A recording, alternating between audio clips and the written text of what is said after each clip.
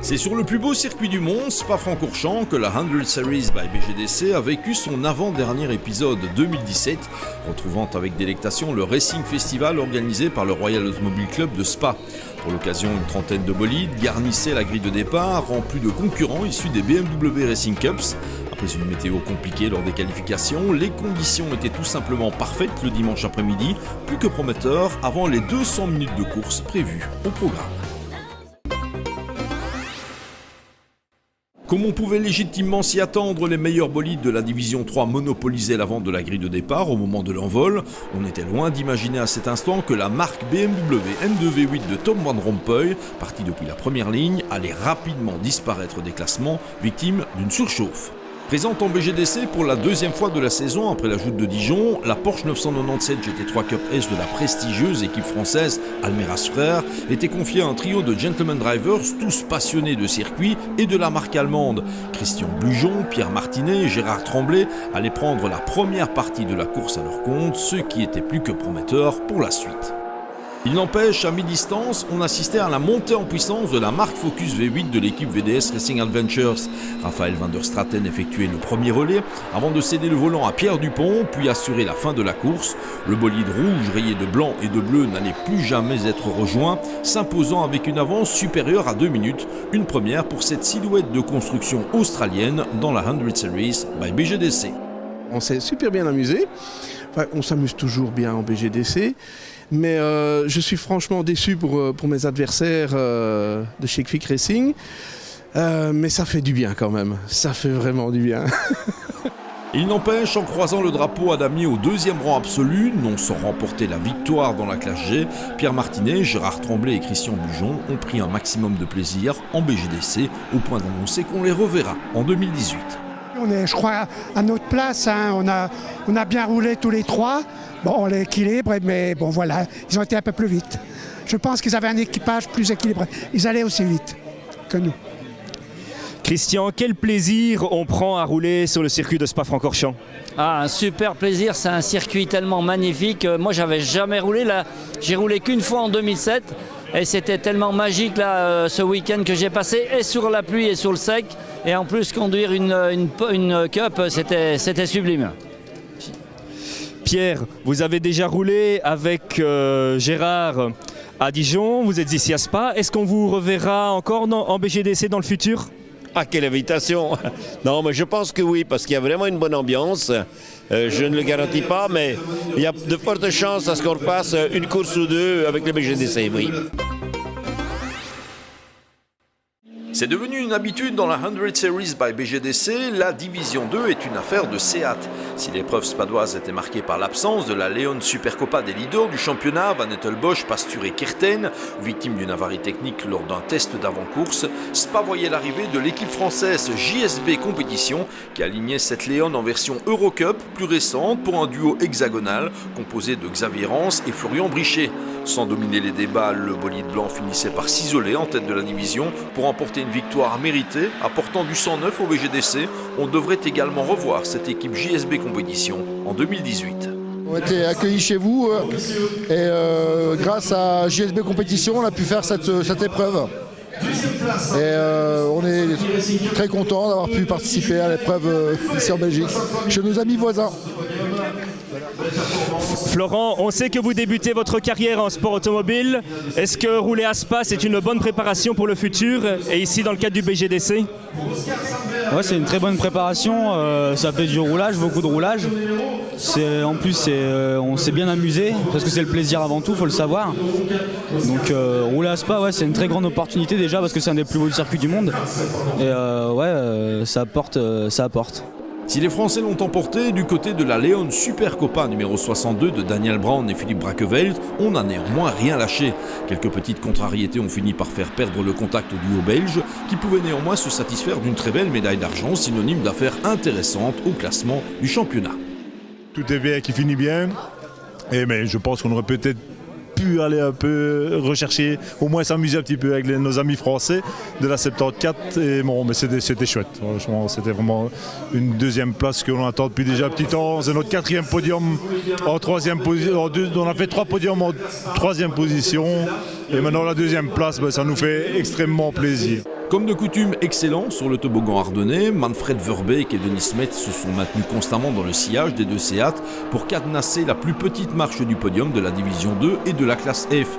Un nouveau résultat de choix également intéressant dans l'optique du titre qui se jouera sur le circuit de Zolder. Course compliquée par contre pour la Seat Leon Supercopa numéro 15 de Patrice Lacroix et Paul Lejeune, qui a d'emblée souffert au niveau des freins et de la direction assistée, avant d'hériter de l'une ou l'autre pénalité pour dépassement des limites de la piste, à revoir en terre limbourgeoise. Grand favori de la classe E en division 2, Kenny Buykens et Kobe Vastil s'étaient contraints à l'abandon lors de ces Spa 200, victimes d'une fuite d'huile sur leur jolie BMW 330i E90 numéro 90, un coup dans l'eau qui ne devrait néanmoins pas trop les gêner au championnat. Il n'en fallait pas plus au Suisse Andreas Kempf, grand habitué du BGDC, cette fois assisté du Hollandais Krant Moni pour imposer leur Volkswagen Golf 5 Cup TDI numéro 521, un résultat qui leur offrait une excellente 4e place au classement général de la division 2. Quant à la BMW 118D numéro 101 de Sigrid Maas, une des deux demoiselles dans la course, Jürgen Vermeulen et Kobe Klaas, elle a rapidement été retardée, mais le trio a su rebondir pour sécuriser la 2e place en classe E et compléter le top 5 de la D2. Sur le rapide circuit de Spa-Francorchamps, on attendait bien sûr les Peugeot RCZ Cup dans les hautes sphères du classement en division 1. Confirmation dès le début de course avec une omniprésence de la 188 de Jérôme Heinen et Gaëtan Ayot qui se permettait de lutter contre les voitures de la division 2 au classement général. Après une première partie de saison compliquée, le duo semble avoir adopté un rythme de croisière synonyme de 2e victoire de rang et comme on dit jamais 203. Après Hasson, on espérait vraiment aussi remettre le couvert à Spa et c'est chose faite, donc on est vraiment content. Quel a été votre plus gros adversaire durant cette course ? J'ai pris le départ, je me suis bagarré longtemps avec Florian Brichet, je pense que c'est lui qui avait pris le départ, ainsi qu'avec une BMW 235i d'un team allemand. Ça c'était vraiment sympa. Après on a eu un petit souci de pneus et de ravitaillement, aussi les limites de la piste, là, un drive-through, donc on a dû gérer, mais ça s'est bien passé. D'aucuns auraient parié sur un doublé des Peugeot RCZ Cup lors des Spa 200 et c'était bien parti puisque la 288 d'Éric de Wallens et Damien Dussoul, candidat au titre de la division 1, croisait en 2e position lorsque tout s'est écroulé lors de la dernière heure de course, turbo cassé, perte de puissance et abandon pour la Lyon. La seconde RCZ Cup out, les meilleurs autos de la classe B, celle des 2 litres, pouvaient s'en donner à cœur joie pour rafler les accessites. Et à Spa, il n'y en a eu que pour la Vauxhall Astra Coupé numéro 777 des vétérans Philippe Ménage et Guy Katzers, qui n'a jamais quitté le haut du tableau.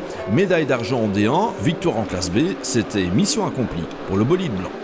Quand elle veut bien, elle est fantastique cette voiture. Elle est bien équilibrée, elle est puissante, elle est rapide, elle freine bien. Donc c'est une voiture très homogène. Et quand elle veut bien marcher, nous on fait du bon boulot, quoi, les vieux. Hein.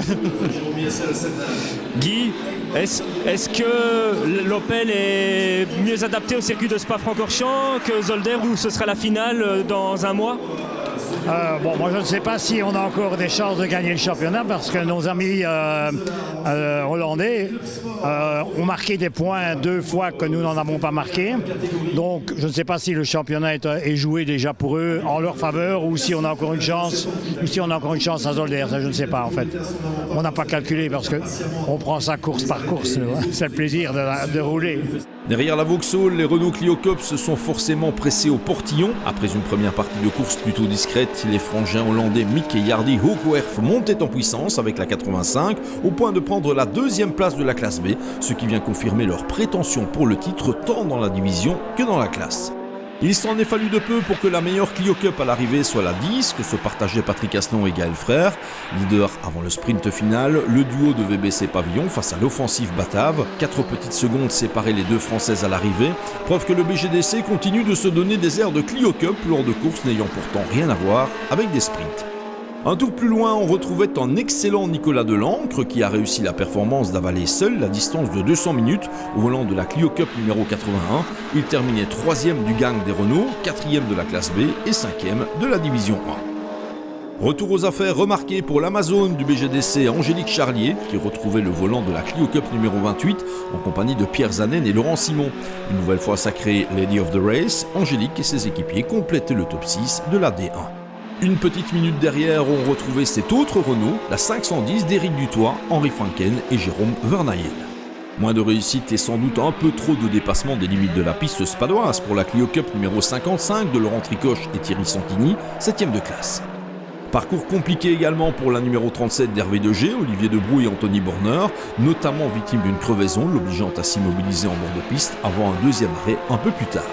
Le week-end des Spa 200 ne restera pas non plus gravé dans les mémoires des utilisateurs de Honda Civic, tant la 47 de Christian Franken et Vincent Librex que la 6 de Maverick Delahatte et Patrick Van Biloen, terminant dans les profondeurs du classement, à revoir dans le Limbourg.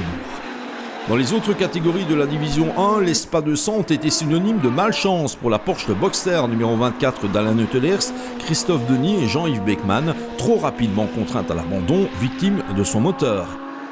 C'est dès lors la BMW E30 de Mathieu Gilson et Fabien Césari qui a surgi pour décrocher la victoire dans la classe D, ce qui constitue une belle récompense au terme d'un parcours efficace 200 minutes durant. Pas vraiment vu la concurrence et la saison que se livre la 24 depuis le début de la saison. Ils font une très belle course, une très belle saison, les 24, la Porsche Boxer, et on a vraiment pas de quoi rivaliser avec eux. Donc si on est là premier aujourd'hui, je pense que c'est surtout grâce à leur, malheureusement à leur abandon, ce qu'on leur souhaite jamais. Et par contre, notre régularité a payé aujourd'hui, je pense. Donc des chronos pas très élevés, mais réguliers, quoi. Et quel plaisir on prend à rouler en BGDC avec une voiture qui a quand même plus de 25 ans. Oui, elle date de 1985 et il y a plein de petites maladies comme ça. Elle n'est pas parfaite, mais elle a du charme, elle a un chouette bruit et elle est vraiment gaie à conduire. C'est un kart, c'est fun. Quant à la seule voiture inscrite en classe A, la Honda Civic de Rudy Thérault et Rodrigue Gillion, elle a lutté contre certaines de litres pour finalement compléter le top 10 de la division 1. Elle est repassée en 600 parce qu'on était en 2 litres en fait en début de saison. Petit problème de moteur et puis bon, on est repassé au bon vieux 600 qui marchait très bien et qui a encore fait ses preuves aujourd'hui d'ailleurs. On termine une honorable 25e place générale. On est parti 32e sur 38 et la voiture a tourné comme une horloge. J'étais un peu souffrant et j'ai fait un peu le boulot du début et Rodrigue a vraiment dû assurer la fin parce qu'il s'est fait un double relais. Renvoyé dans la classe X, la Demec Eric C, pilotée par le seul Yves Morel, a connu un week-end que l'on peut qualifier de difficile, accumulant les soucis. On a un problème de boîte à vitesse qui surchauffe, donc ça nous pénalise et la boîte se bloque. Ensuite, on a eu un problème sur une durite qui a lâché, on a cumulé les problèmes. Nous avons cumulé les problèmes tout au long du week-end, ça a duré depuis jeudi. Et ça dure depuis qu'on a la voiture, il y a une faiblesse à ce niveau-là. Mais je pense qu'on va finir par le résoudre. Au terme de ce rendez-vous spadois traditionnellement apprécié et marqué par l'absence de tout incident grave, la 100 Series by BGDC va prendre la direction de Zolder le samedi 28 octobre pour une finale également programmée sur 200 minutes et une ambiance automnale augurant une intersaison toute proche.